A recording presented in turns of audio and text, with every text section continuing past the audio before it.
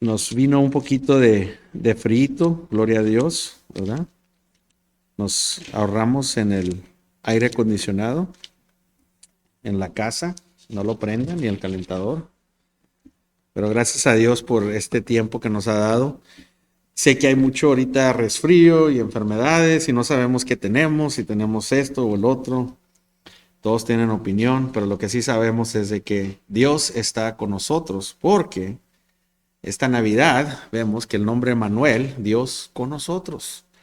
Y Él está ahí, nomás que lo tenemos que tomar por fe en el trabajo de la cruz y en el trabajo de la resurrección, para poder tener esa relación con Él. Y quiero que veamos a Mateo capítulo 1.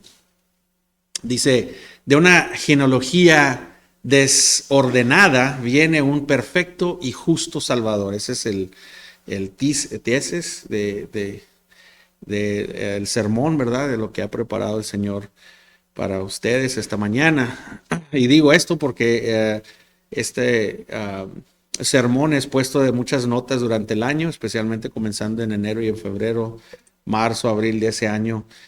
Personalmente, yo sé que todos pasamos por cosas y en este tiempo yo necesitaba de esto y Dios ha puesto en mi corazón a traer este mensaje esta mañana. Continuamos con nuestro Adviento, la serie, ya sabemos que la Navidad se acerca, ya es el otro domingo, y qué bonito verlos a todos aquí ese domingo. Yo sé que es la Navidad, pero pues sin celebrar a Cristo, ¿cómo podemos celebrar la Navidad? Y espero que los que puedan estar aquí de todo corazón que estén. Y llegamos a esta serie para poder dar un entendimiento más profundo en lo que es el Evangelio durante todo el año. Espero que cuando hago Advientos, esta serie que estamos haciendo, no es nomás por una Navidad en una fecha, sino esta es para que podamos tener un más profundo entendimiento del Evangelio. Y sobre esto se me viene a mente, me estoy recuperando todavía, no al 100, pero aquí estamos, perdonen. Vemos que Pablo, el deseo que él tenía en su carta en Efesios a la iglesia, y su oración era ese deseo, ese es el deseo que tengo yo para mí y para ustedes, que este sermón, esta palabra pueda venir a ustedes. Y él decía, y la oración era de que ellos podrían tener el entendimiento del amor de Cristo que sobrepasa toda sabiduría. Y cuando podemos ver el amor de Cristo, cuando sabemos que Cristo nos ama, cuando podemos verlo claramente, nuestra esperanza crece, nuestra fe crece, nuestras vidas son cambiadas y somos más como Él. Y esa es la meta, de ser más como Él.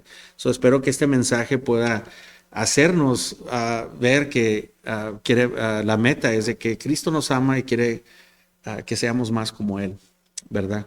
Y hablo sobre aquellos que tienen esa relación con Él. Y esta mañana este mensaje es para los que no la tienen, los que piensan que la tienen y los que la tienen y quizás necesitan esperanza.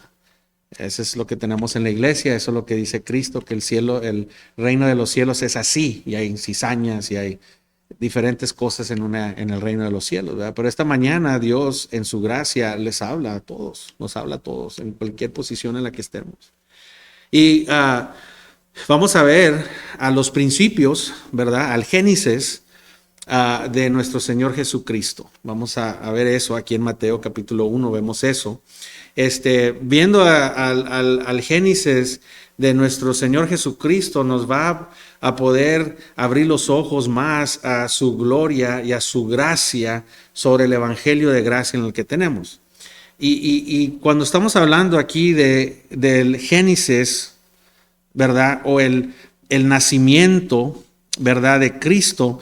Me gusta lo que dice, para que tengamos esto en mente, Kent Hughes. Lo que dice Kent Hughes, este comentarista, dice, no es el Génesis definitivamente en el sentido del nacimiento del Hijo de Dios que preexistía, ya existía, sino estamos hablando del Génesis, del trabajo del Espíritu que se hizo nacer, que se formó, el Hijo que ya existía, que preexistía, que Dios lo hizo a él en el vientre de su madre, ¿verdad? Lo hizo en el vientre de su madre y lo hizo humano. Estamos viendo de la humanidad, o sea, Cristo siempre ha existido, Él es el alfa y el omega. Pero no estamos hablando del génesis de Dios, sino del Espíritu que hizo y nació en humanidad Dios aquí en este mundo, ¿verdad? Generaciones, Jenna, ¿verdad? Gina, esa palabra Gina en inglés es donde agarramos la palabra genealogy, que viene siendo genealogía, ¿verdad? Gina, la palabra Gina. Y literalmente la definición es un descendiente común de ancestro, de un ancestro, y en el sentido se refiere también a la raza o al tribu, ¿verdad? O descendientes. Esa es la definición de generaciones, ¿verdad? Generaciones o la genealogía. La genealogía de nuestro Señor Jesucristo, de acuerdo a lo que vemos aquí en Mateo, de acuerdo a lo que vemos en lo que se ha estudiado, ¿verdad? Por años, ¿verdad? Vemos que hay 3 divisiones y aquí las vemos en Mateo capítulo 1. Vamos a ver Mateo capítulo 1 del 1 al 25, pero realmente el texto céntrico que quiero agarrar es el 18. Voy a andar por esas partes, diferentes textos de esta parte del 1 al 25, ¿verdad? Y de acuerdo a esto, está dividido, ¿verdad? En 3 divisiones. Y les voy a enseñar algo si quieren notar, porque esta es una oportunidad de poder en tu Biblia enseñar el Evangelio. Puedes enseñar el Evangelio en esta genealogía. Y así están las divisiones. Si miras tú aquí Mateo 1 al 25, vas a ver la primera sección, la primera división es de Abraham a Salomón. Y esa la vas a ver versículos 2 al 6. De Abraham a Salomón. Y luego de Salomón a la captividad de Babilonia es versículos 7 al 11. Del 7 al 11 vemos de Salomón a la captividad que fueron captivados en Babilonia, Israel. Y luego de la captividad de Babilonia, cuando salieron, fue el éxodo, si se puede decir, o cuando salieron de la captividad de Babilonia a la apariencia de Cristo, lo vemos del versículo 12 al 16. Del 12 al 16 vemos cuando fueron librados de la captividad de Babilonia a Cristo. Esos son versículos 12 al 16. Todas las generaciones de Abraham y David son 14 generaciones, o tienes 3 grupos de 14 generaciones. Entonces, para hacérselas más fácil, vamos a quebrar Mateo en 2. Quebramos a Mateo en 2. Versículo 1 al 16 nos describe el record o la documentación, ¿verdad? Los documentos que nos enseña la genealogía de Cristo. Del versículo 1 al 17 describe la genealogía documentada de Cristo. Y ese es el record, ¿verdad? Ese es el documento, los documentos de la genealogía de Cristo. Y del 18 al 25 describe la documentación del nacimiento de Cristo. Genealogía de Cristo, 1 al 17, y el nacimiento de Cristo, el documento aquí tenemos 2 documentos, la genealogía y el nacimiento de nuestro Señor Jesucristo. Ahora, la palabra Génesis quiere decir nacer, ¿verdad? O sea, nacer, principio de algo, pero es una palabra que descubre un nacimiento, algo que fue nacido, que trajo un principio. El nacimiento trae un principio, pero lo usa en la manera de un nacimiento. Y en Génesis 2:4 nos enseña esa palabra Génesis, y si miras la palabra es el nacimiento del mundo, de la creación de los cielos y la tierra. Génesis 2 nos enseña esa palabra, el nacimiento del mundo, de los cielos y la tierra. Interesantemente, aquí en Mateo vemos esa misma palabra de nacimiento, Génesis, pero ahora el Génesis es en el trabajo del Espíritu, trabajando en el Hijo de Dios que es preexistente, ya existía, y lo hizo en una manera terrenal y humana, en forma. Eso es lo que estamos viendo. Ese es el Génesis el que estamos hablando. Ahora, Wayne Grudem, en su libro de Teología Sistemática, y eso, tenemos acceso aquí en mi oficina a esos libros, ¿verdad? Wayne Grudem tiene unos puntos bien importantes y eso te va a ayudar mucho también cuando estás tú dando el Evangelio y explicando qué es la diferencia entre Cristo y Buda y Mohammed y todas las cosas que vemos adelante, y te enseña aquí el Evangelio y por qué es importante la Navidad al año, todo el año alrededor. Porque la Navidad trae algo, un nacimiento de una virgen. Cristo nació de una virgen, ¿verdad? Y eso es bien importante.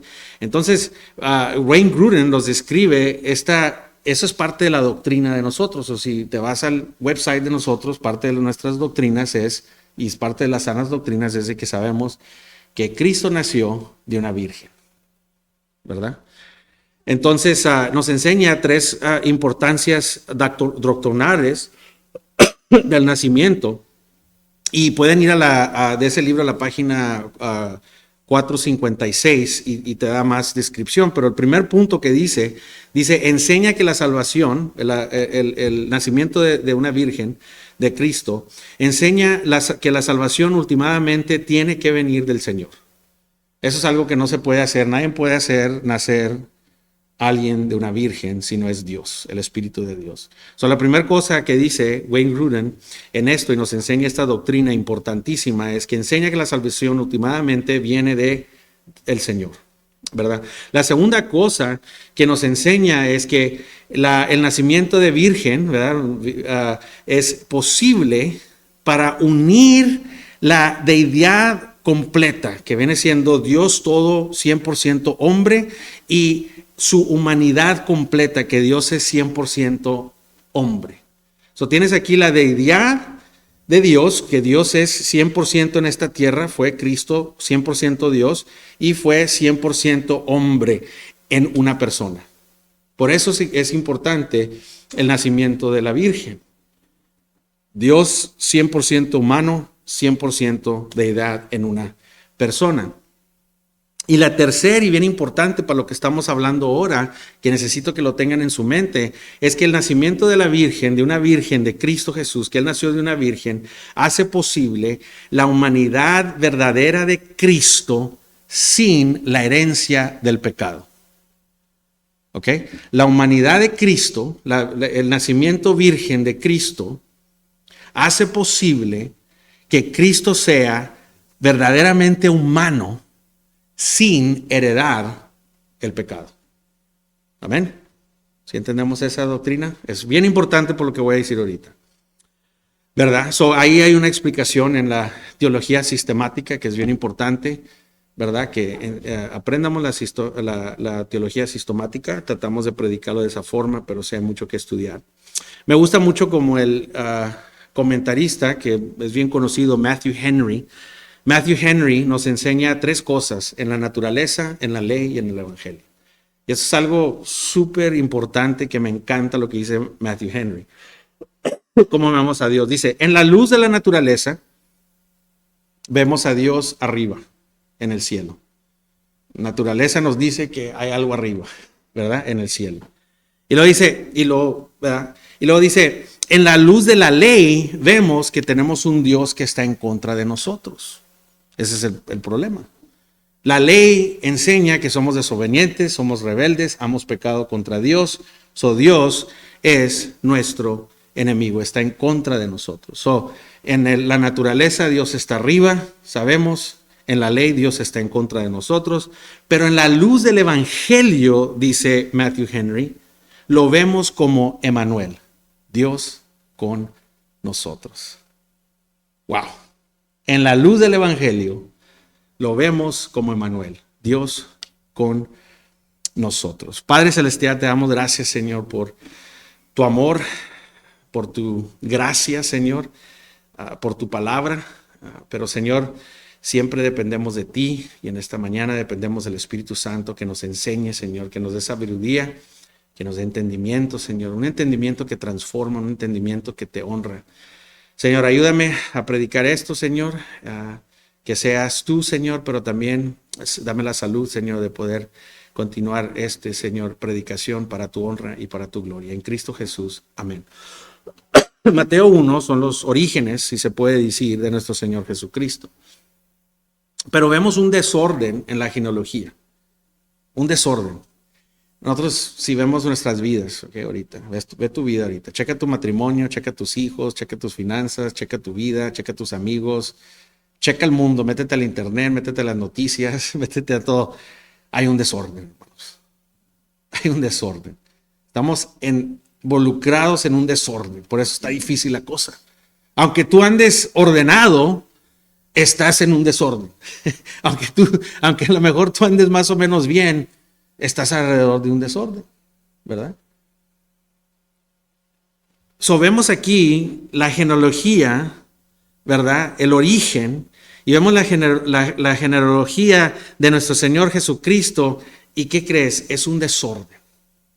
Y por eso vemos que en el desorden de la genealogía de Cristo sale un perfecto y justo Salvador. Escuchen eso. Nuestro Salvador, Jesucristo, nos da esperanza, ¿verdad? ¿Por qué? Porque viene del mismo desorden que nosotros estamos.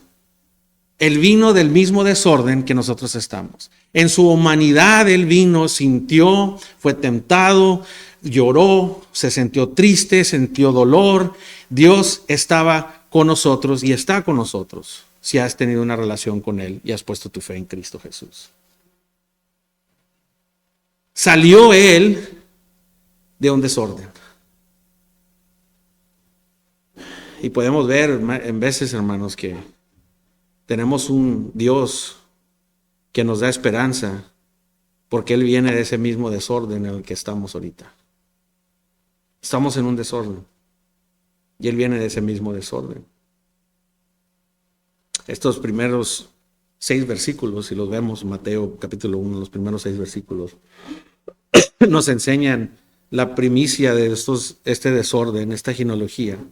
Y en veces podemos pensar, viendo toda nuestra vida, viendo nuestras vidas, nuestros matrimonios, nuestros hijos, nuestros trabajos, nuestra salud, la nación, el mundo, lo malo que hay, niños, homicidios, perifilia, inmoralidad, o sea, todo lo que vemos en este mundo caído, ¿verdad? Y pensamos, si podemos nosotros entender que este Dios santo, perfecto, salvador, que pues Él fue perfecto, ¿qué pasó Él? Podemos ver, seriamente, ¿tú crees que este Cristo perfecto y santo entiende lo que está pasando?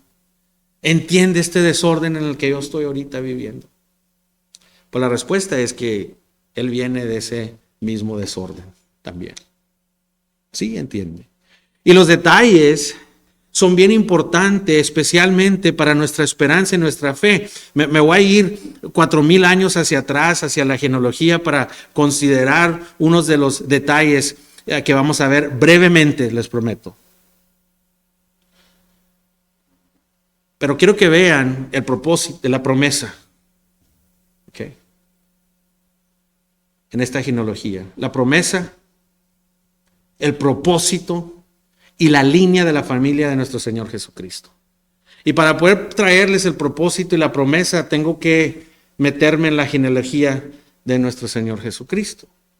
Entonces, voy a tratar de hacerlo en paso, pero va a meterse en la genealogía ahí para poder ver la promesa, el propósito y la familia, ¿verdad?, de la genealogía de nuestro Señor Jesucristo.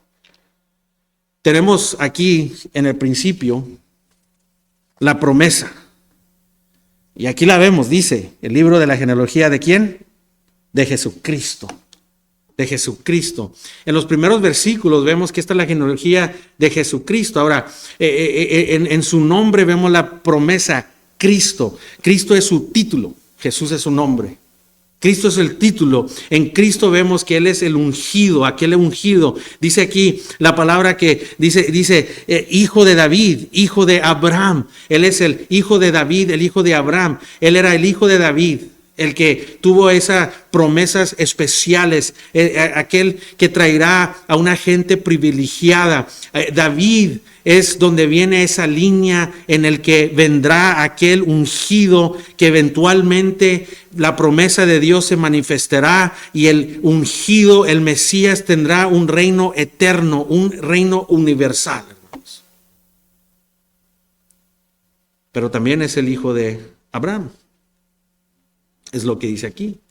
Y si se acuerdan que Abraham era un hombre de fe, Abraham recibió la bendición de la promesa de Dios por fe. Él sería el padre de muchas naciones y sobre David llegará Cristo y sobre Cristo tomadamente se alcanzarán muchas naciones por aquellos que tendrán la fe que Abraham tuvo. ¿Y qué fe tuvo Abraham? Abraham tuvo la fe en el Mesías, en Cristo. Siempre ha sido fe.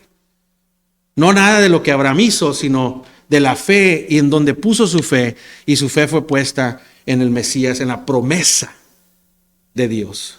En la promesa de Dios.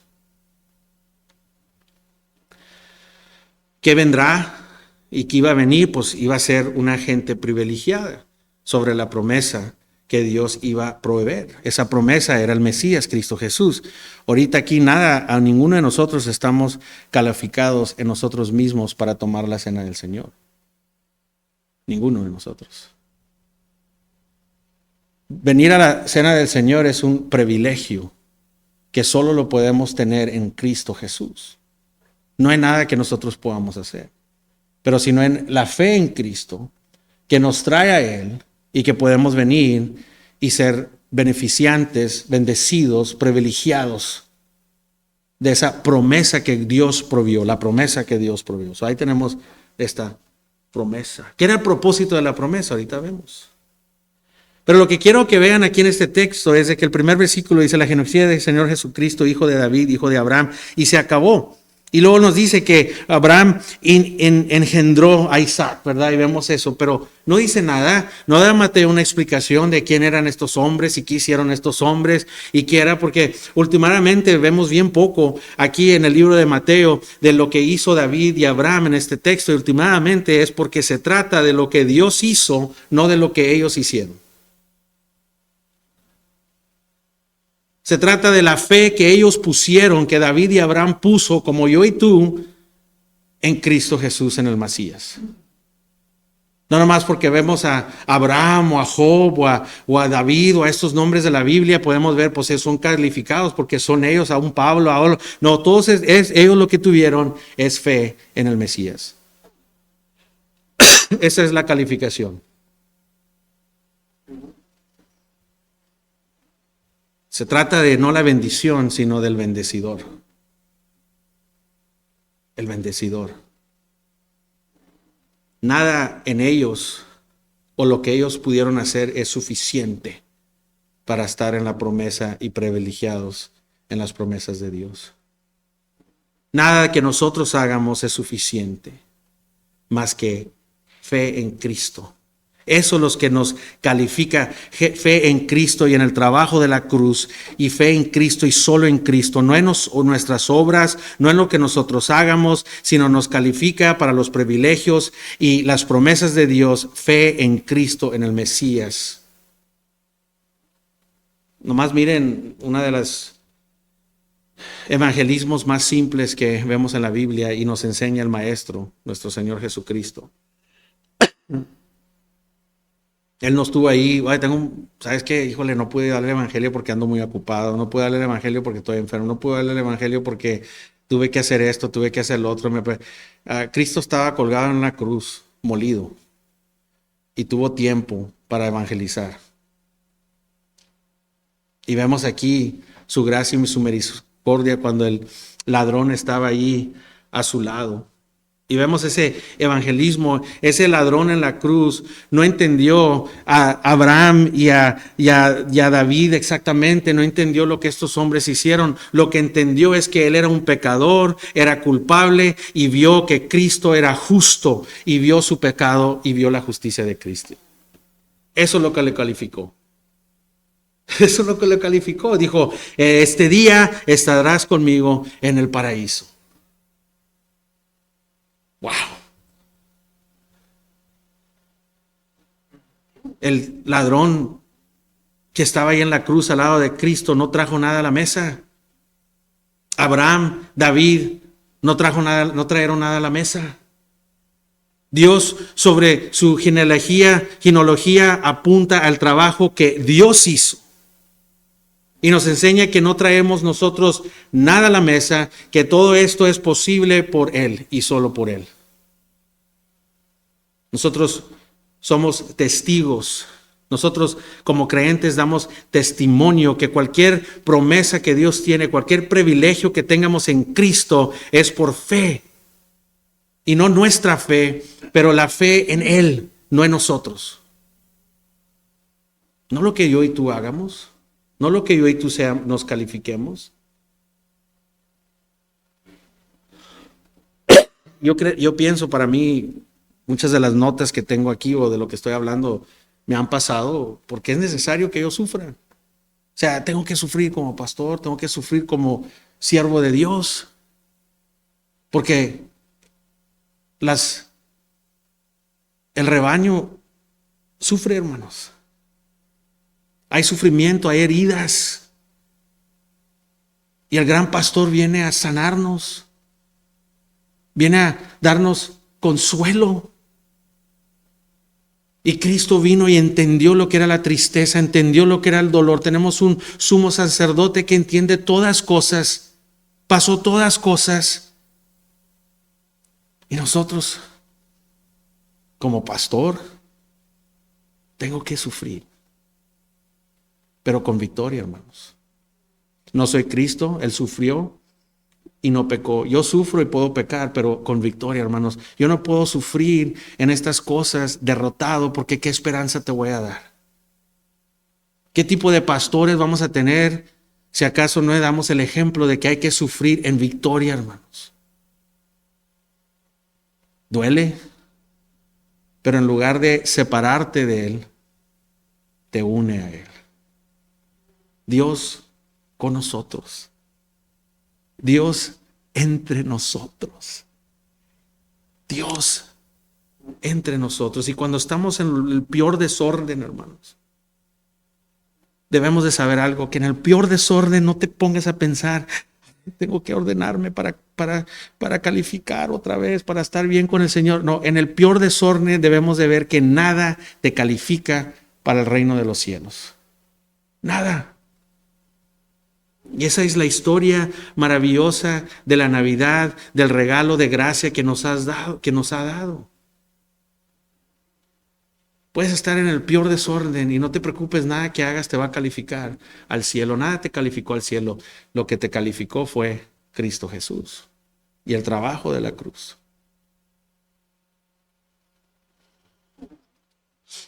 Yo pienso que por eso aquí no vemos la exaltación de Abraham y de David o nada. Por eso se describe así. Porque si vemos las vidas de ellos, no están calificados en sí mismo. El teológico Brian Campbell apunta a las promesas de los padres, de la mamá, de las mamaces y de los papaces de nuestro Salvador. Y quiero enseñarles esto esta mañana. Quiero enseñarles que nuestro Salvador entiende el desorden porque Él viene de ese mismo desorden. Ahorita los voy a hacer sentirse muy bien. Nomás vamos a ver a la familia de Cristo como los padres y las madres que tenía Cristo, a ver si no se sienten un poquito mejor. El versículo 18, ¿quién era la madre de Cristo? María, ¿verdad? Ahí vemos la madre de Cristo, María. Pero vámonos al versículo 3. Y ahí vamos a ver otra madre, Tamar. ¿Se dice? Tamar. Judá, ¿verdad? ¿Qué dice? Judá engrandió a Tamar, a Farese y a Sara. Farese. Entonces vemos aquí que Judá engendró a quién. ¿Engendró de quién? ¿Engendró de quién? De Tamar. Oh, pues, hermanos, ¿quién era Tamar? Esa es de la genealogía de las madres de Cristo. De ahí viene Cristo, de Tamar. Y si vamos a ver una vida de desorden, esa es una vida de desorden. Es más, si queremos ver una de las vidas más horrorosas en la Biblia, es la vida de Tamar. ¿Se acuerdan de Judá? Que él era el Judá, es el que debe de cargar el linaje, la semilla de nuestro Señor Jesucristo. Y él fue, esa bendición se le puso a Judá. ¿Y Judá qué hace? Le da a sus hijos para que se casen con Tamar, cuando eran unos diablos esos hijos. Vemos que Dios le toma la vida al primer hijo.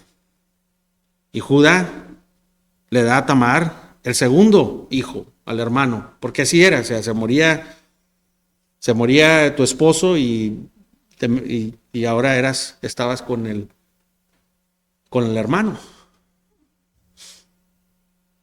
Y el segundo salió peor. Y Dios toma la vida de el segundo hijo. Pero Judá, en lugar de confiar en el Señor y darle el hijo como debía de haber dado el tercer hijo, él en lugar de ver la maldicia o la maldad de sus hijos, no quiso ver la maldad de sus hijos, dijo, no, es Tamar, ese es el problema. El problema es Tamar. Y la mandó a destitución, para que ella se muriera. La puso en los elementos, la dejó sin esposo para que ella se muriera. La dejó descarriada. ¿Qué tipo de hombre era Judá? Vamos a hablar de él un poquito después. Pero Tamar, que dice, no, ¿sabes qué? Yo voy a hacer que este hombre me la pague. Voy a traer vergüenza a este hombre. Eso Tamar dice, ¿sabes qué voy a hacer? Voy a ir a posar como una prostituta y me voy a meter con mi suegro. ¿Y qué crees que pasa? El suegro la embaraza. Incesto, Tamar, una de las madres de Cristo. Judá, uno de los padres de Cristo. Comete esta relación con incesto de la prostitución de Tamar. Y cuando Judá se dio cuenta que Tamar estaba embarazada, aunque no estaba ya conectada con su hijo, él quería quemarla, quería matarla. Pero le dice Tamar, este bebé es tuyo. Qué desorden en esos padres, ¿no? ¿Unos padres de desorden o no? Problemáticos. Padres problemáticos, hermanos. Los dos. Traición, incesto, un suegro abusivo, prostitución, inmoralidad. Tamar es de la línea de Jesús. Y no importa qué desorden haya en tu vida, acuérdate que Cristo, Jesús, vino de ese desorden. Pero nunca pecó. Nunca pecó. Hay esperanza para nosotros, hermanos. Y se pone peor. Salmón engrenó a Rahab y a Buz, ¿verdad? Y Buz engendró a Ruth, a Obed, y Obed a Isa. Buz, el padre de Obed, ¿por quién? Ruth, otra. Ruth no era ni judía, esa es otra de las madres de Cristo. Buz, otro de los padres de Cristo. Ruth no era ni judía, era movita. Y sabemos que los movitas han sido un enemigo perpetual con Dios en Israel. Sabemos que cuando Israel estaba en el desierto, buscando la tierra prometida, los movitas, ¿qué hicieron? No dejaron que cruzaran, sino los hicieron dar la vuelta y mucha gente, muchos judíos murieron y fueron enemigos de Israel. Y ahora aquí vemos que alguien se casa en una familia judía que no debía de haber casadose porque estaba fuera del pacto. ¿Y qué le dijo a Noemí? Ella ni era judía y se metió con una familia judía. ¿Y qué le dijo a Noemí? ¿Tu Dios será qué? Mi Dios. Y luego, ¿qué pasa? Se muere su esposo. ¿Y qué hace ella? Se casa con quién? Boaz. O Bus. Vos. Se casa con vos. Si estuviera en Argentina, vos quiere decir tú, vos. Pero se casa con vos. Y ahora, ¿quién es vos?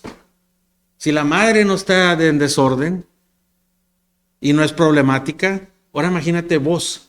¿Quién es vos? Es el tatarabuelo de Tamar. De Tamar. So, Boaz nació de incesto. Nació de estos padres.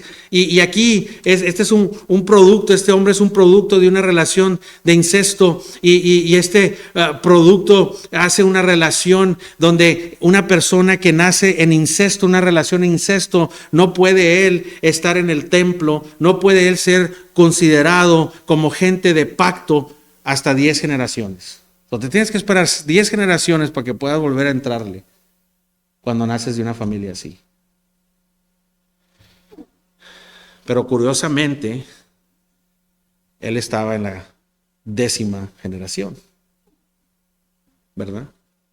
Pero tenemos esperanza en nuestro desorden porque sabemos que Cristo vino de ese desorden. Salió un Mesías perfecto y recto y justo, un Salvador que entiende. Un Salvador que entiende. Versículo 6 dice, Isa engendró el rey David. ¿Y el rey David engendró a quién? A Salomón. ¿Y la que fue mujer de quién? Urías. Hombre, peor. David era el padre de Salomón. ¿Y cómo fue padre de Salomón? Agarró la esposa de Uría. En una relación de adulterio. Aquel que se le dio la esperanza, ¿ok? Se mete con una mujer que no es su esposa, le quita la esposa a otro hombre y cuando se embaraza y para no tener vergüenza y esconder su pecado, lo manda a matar. Hay esperanza para nosotros.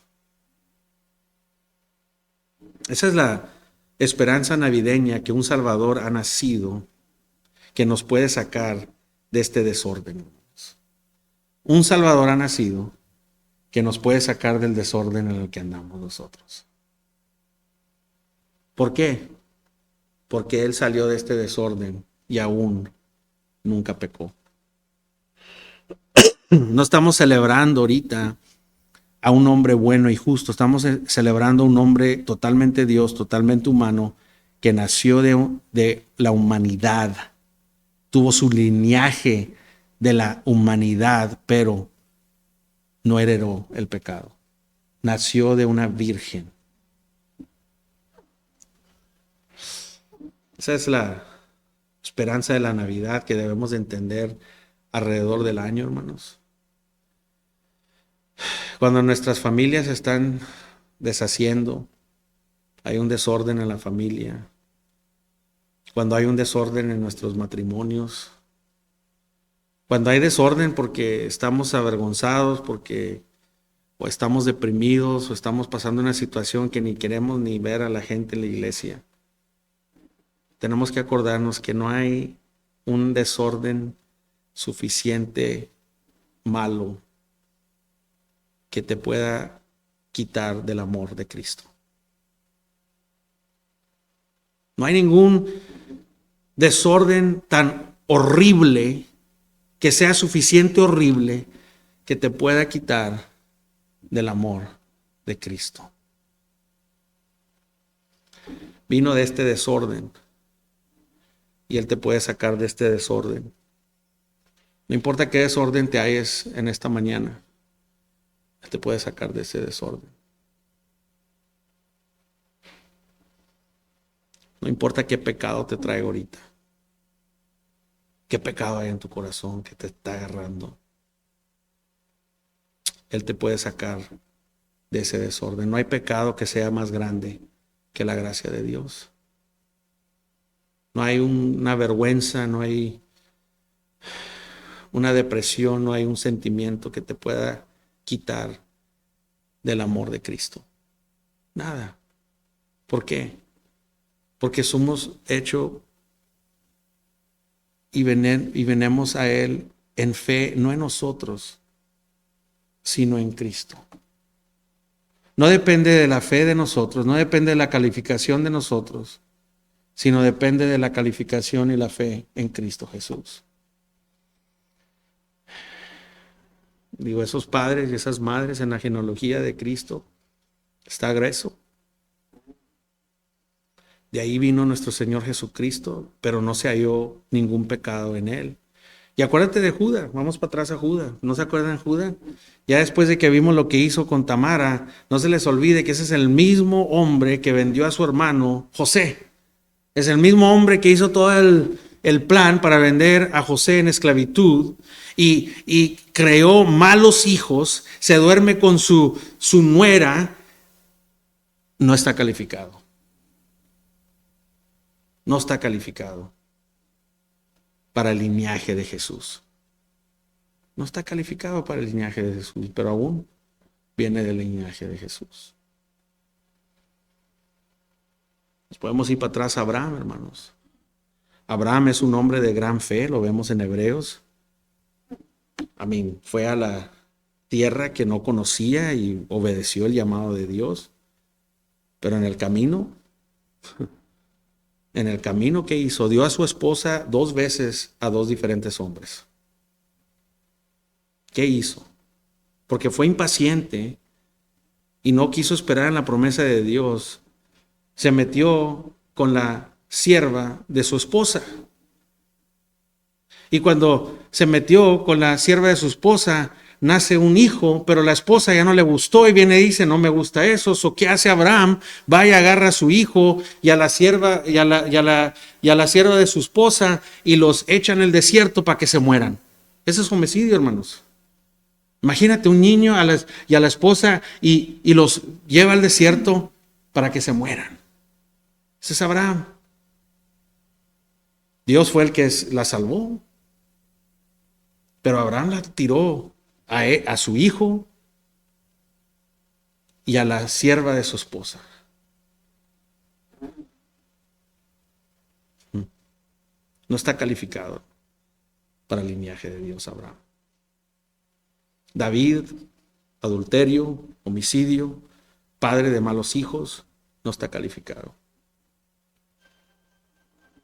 Pero escuchen, el digno de toda gloria, de toda honra, de toda bendición, solo es Dios, que tuvo la gracia suficiente para cubrir los pecados de hombres y mujeres como ellos y de hombres y mujeres como yo y como tú. Es toda la gloria que Él tuvo suficiente gracia para cubrir esos pecados. Es importante y nos ayuda mucho conocer este linaje de nuestro Señor Jesucristo, especialmente cuando nos sentimos más desordenados, cuando nuestras vidas están problemáticas y estamos en lo peor.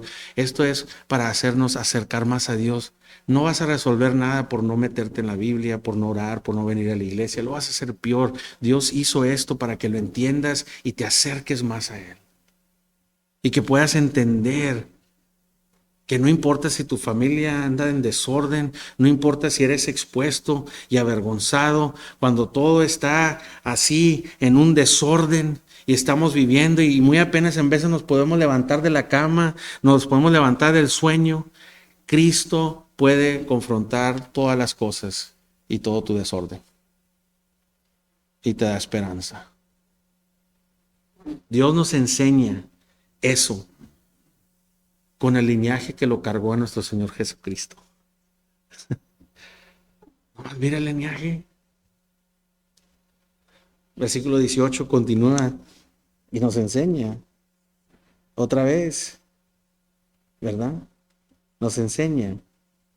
El nacimiento de Jesucristo fue así, estando desposado María, su madre, con José, antes que se juntasen, se halló que había concibido que del Espíritu Santo. Fue el Espíritu Santo, hermanos.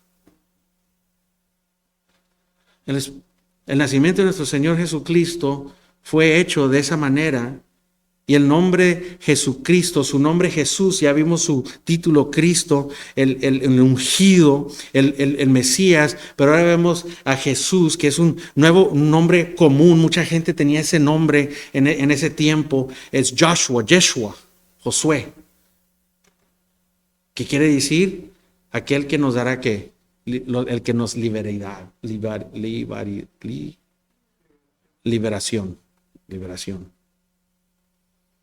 Él nos va a liberar, hermanos. Nos va a liberar. Versículo 21 nos enseña el propósito, hermanos. El propósito nos enseña la promesa, vemos el propósito: y dará a luz a un hijo y llamará su nombre Jesús. Porque él, ¿qué es el propósito, hermanos? Ya sabemos que la promesa es que vendrá el Mesías, y el propósito es porque él salvará a su pueblo de sus ¿qué? Pecados. Su nombre será Jesús. ¿Por qué? Porque él salvará a su pueblo de sus pecados. Eso es lo que vino a hacer él. Ese era el plan desde el principio. Esa era la promesa en todo su poder, en toda su gloria. Vino a salvar a su gente de sus pecados. Ese era el plan siempre, hermanos. Y podemos ver ese linaje en el versículo 11. Dice Jeconías. Jeconías es el último rey, dicen la deportación de Babilonia. Ahí vemos esa sección, es cuando se los llevaron a Babilonia. Ese era el último rey de Israel y él estaba desesperado, pero nunca quiso ir a arrepentirse. En su desesperación llegó y Jeremías le dijo, tan enojado Dios estaba con este rey, que le dijo: tú no cargarás el linaje del Mesías. Pues hay un problema, porque de ahí vino David. Ese es el rey que seguía, ese es el linaje de Dios. Entonces, ¿cómo es que este rey no puede cargar el linaje? Y aquí viene, hermanos, nuestra doctrina principal que vimos al principio. La única forma que alguien legalmente que sea linaje de David y no sea la sangre de este rey, Jeconías, de este rey, del rey Jeconías, la única forma que podía ser de la línea de David, pero no de la línea de Jeconías, es que naciera de una virgen y se casara con alguien de la realeza de David. Entonces, la solución aquí dice en el versículo 23, que vemos, la solución es: he aquí hay virgen concebirá y dará a luz un hijo y llamará su nombre Emmanuel.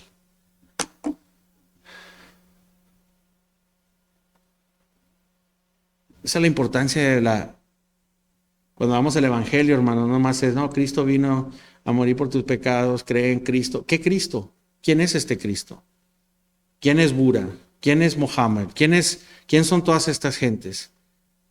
Yo puedo venir a decirte, hay un hombre que se llama Gandhi, y si crees en él vas a venir al Señor y él te va a perdonar tus pecados, y pues es lo mismo que decir Cristo. Al menos que sepamos que este Cristo nació de una virgen, fue profeticado y nació de una virgen sin pecado, totalmente hombre, totalmente Dios, como vinieron las profecías y las cumplió. Y nació un Mesías. Ese es el Cristo en el que te estoy diciendo que pongas tu fe. Ese es el Cristo en el que vamos a recordarnos esta mañana. Eso es lo que hizo todo, que una virgen de ahí salió y fue llamado su nombre, ¿qué? Emmanuel. Dios con nosotros, hermanos. Dios mandó a su único hijo unigénito para que viniera a estar con nosotros en este mundo oscuro, en este desorden. Y ese es el punto de la historia de Navidad. Ese es el punto de toda la historia de la Biblia. Desde el jardín, el creador Dios, el que creó todas cosas en el principio, ese mismo creador es aquel en el pesebre en Betlehem, en Belén. Dios con nosotros, hermanos. Ponte a pensar. Caminó en el jardín. Estuvo con Adán y Eva. Estuvo con su creación. Estuvo ahí en el desierto con esta gente de desorden. Fue su pilar de lumbre para guiarlos en la noche. Fue su nube para guiarnos en el día. Él vino y se acercó a su gente. Estuvo en el templo y actualmente se hizo humano y nació y vino a estar con nosotros. Emmanuel, Dios con nosotros. Esa es la Navidad, hermanos. Esa es la Navidad todo el año, Dios con nosotros. Y luego murió por nuestros pecados, y luego resucitó, y luego ascendió al cielo, pero su espíritu se quedó para morar con aquel que pone su fe en Cristo y solo en Cristo. Dios con nosotros. Somos unidos en Cristo. Dios está con nosotros en su espíritu hoy. Y Él sabe el horrible desorden que hay en tu vida. Él sabe que no estás calificado, pero aún así se acerca a ti porque Él es Emmanuel, Dios con nosotros. Aún así se acerca a ti. Ese era el plan A y ese es el plan único para rescatar a cada uno de nosotros que estamos en ese desorden. Y hermanos, quiero que sepan que todos estamos en ese desorden. Todos estamos destituidos de la gloria de Dios. Todos nosotros necesitamos un Salvador y su nombre es Jesús. Él es aquel que nos rescata. Él es aquel que vino a estar con nosotros cuando estábamos en tinieblas, cuando estábamos en oscuridad. Él es el que está ahí contigo si estás en tu desorden. Él entiende, Él salió de ese desorden. Él vino para que podamos nosotros ver esa luz. Y es sobre la fe y sobre gracia que vamos a conocer la bendición de Dios para siempre. Y es importante entender que esa Navidad es mucho más de este 25 y regalos y todo. Y eso está perfecto, hermanos. Otra vez, no les tiro. Pero quiero que sepas que ahorita cualquier desorden que estés en tu vida, cualquier pecado que estés, cualquier situación que estés, cualquier problema en la que estés, esa Navidad celebramos que Dios, Emmanuel, Dios con nosotros. Y tenemos la oportunidad de poder entender de que no importa qué tan desorden se mire en nuestra vida, Dios te puede rescatar de cualquier desorden que tú tengas. Él te es suficiente grande para confrontar a tu desorden. Suficiente grande para confrontar al desorden que somos nosotros, hermanos. Dios con nosotros. Y nada te separará del amor de Cristo si eres de Él. Esa es la Navidad. Y eso es lo que quiero que se lleve en todo el año, hermanos. Que podamos entender que no importa qué desorden haya en tu vida, Dios es suficiente, su gracia es suficiente y nada podrá quitarte de que Cristo, cuando te ama, te ama. Amén. Señor, te damos gracias esta mañana por tu misericordia que te presentas en tus escrituras. Y Señor, mi oración ahora es, Señor, de que tú has dado tu palabra y nos has enseñado y te has manifestado. Y en lo que pensamos, Señor, queremos ver que no quieres que nos quedemos gente desordenada, pero quieres que seamos gente como tú, santa, que seamos en tu imagen. Y sabemos, Señor, que tú deseas cambiarnos y hacernos más y más en tu imagen. Tú deseas llegar a nuestro desorden, Señor, y traer orden. porque tú eres el único que puede traer esa orden, tú eres el único que puedes calificarnos. Tu intención no es que sigamos viviendo nuestra vida como queramos y que no importa lo que seamos y qué tan malos seamos, que tú estás bien con eso, no, Señor, sino tú quieres venir y traer, Señor, paz contigo. Traer, Señor, orden en nuestras vidas. Porque sabemos, Señor, que el reino de los cielos ha venido en el corazón de cada uno que ha puesto su fe en ti, en Cristo, en el trabajo de la cruz. Y sabemos que adentro de nosotros hay una paz, hay un gozo y hay un amor, Señor. Pero afuera de nosotros sabemos que hay desorden. La carne trae desorden. Y, Señor, podemos ser llevados por todo eso. Pero tenemos que entender, Señor, Emmanuel, Dios con nosotros. Tú estás ahí, Señor, cada momento. Y no nos amas menos, sino continúas a vaciar tu amor, Señor, hacia tu gente, hacia tu pueblo. Gracias por la esperanza en la que tenemos en Cristo Jesús, porque lo pedimos para tu honra y tu gloria. Amén. Bueno, hermanos, vamos a tener este tiempo